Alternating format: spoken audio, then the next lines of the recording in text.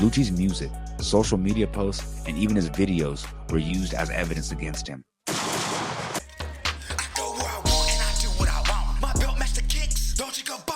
Dictated the G. Man, who do you think it gonna be?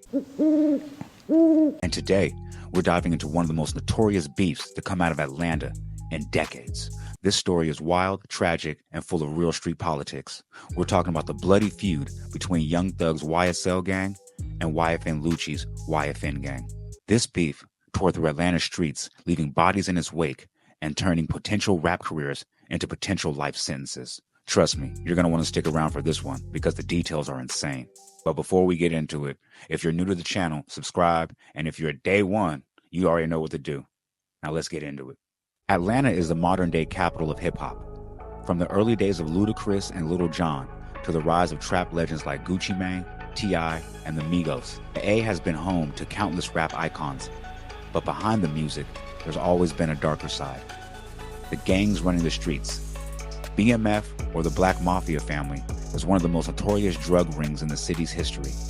But today's story isn't about BMF. It's about two crews that grew up in the shadow of these giants, YSL and YFN. Let's start with Young Thug, one of the most unique and influential rappers of the last decade. Thugger came from the slums of Atlanta, specifically the Jonesboro South Projects, which were demolished in 2008. Growing up in an area he called Little Haiti, Thug was surrounded by violence and poverty. He was heavily affiliated with the Cleveland Avenue Bloods, a crew that became infamous in Atlanta streets. Thugger wasn't just rapping about the streets, he was living that life, toting guns, getting shot at, and shooting back. Thug's rap career began to take off in the early 2010s, and by 2014, he had signed with Gucci Mane's 1017 Brick Squad. But even as his music career was blowing up, Thug was still deeply connected to the streets. His crew, originally known as Raised on Cleveland, or ROC, evolved into what we know now as YSL, Young Slime Life. Thug rebranded YSL as a record label, Young Stoner Life, but to the streets and the feds, YSL was a blood set. On the other side, we have YFN Luchi, hailing from the Summerhill neighborhood of Atlanta. Lucci's come-up was different, but the streets were just as dangerous. His mentor and close friend was a man named Big Nut, Donovan Thomas Jr. Big Nut was a major figure in Atlanta's underworld, respected and feared by many. He was the one who put Lucci on, introducing him to Fly, the CEO of Think It's a Game Entertainment, which led to Lucci's first major mixtape, Wish Me Well. But everything changed on January 10, 2015. Big Nut was gunned down in a drive-by shooting outside a barbershop in Castleberry Hill neighborhood. This hit sent shockwaves through Atlanta streets. Big Nut's death wasn't just a loss for Luchi, it was a declaration of war. After the passing of Big Nut, the beef between YSL and YFN escalated into all-out war.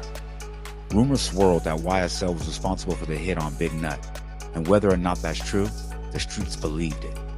This belief set off a deadly chain of events that would leave multiple people dead and many more wounded.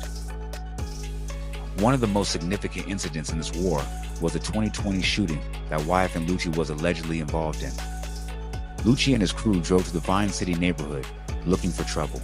Shots were fired from their car, and in the chaos, Luchi's own man, James Adam, was shot in the head. Instead of trying to save him, they threw his body out of the car and left him for dead. This act led to Luchi being charged with the unaliving and other serious crimes. Luchi's involvement in the streets didn't stop there. In 2021, he was indicted in a massive RICO case that named him and several of his associates as part of a criminal enterprise. The feds allege that YFN is more than just a rap collective. They say it's a violent blood set connected to other blood gangs across the country. The indictment included charges of murder, armed robbery, and aggravated assault, among others. Lucci's music, social media posts, and even his videos were used as evidence against him. Man, this whole thing is crazy. But to be honest, the story isn't really just about YFN and YSL. The story is really about the current state of the streets. When you're caught up in that life, you tend to think you're untouchable. You tend to think you can keep one foot in the streets and one foot in the music industry. But the reality is, the streets don't love you. They don't care about your potential, your dreams, your family, your career. They will chew you up and spit you out. YFN Lucci and Young Thug had it all. Money, fame, success. But the streets they come from, they don't let go that easy. And now Lucci is facing the possibility of spending the rest of his life behind bars for making a decision in the heat of the moment. I'm here to tell y'all, don't let the streets take you down. I want to see you win. So if this story hit you like it hit me, make sure you hit that like button, subscribe, and drop a comment below. Let's keep the conversation going. I'm Ing T to the G, and I'll see you on the next one. Peace.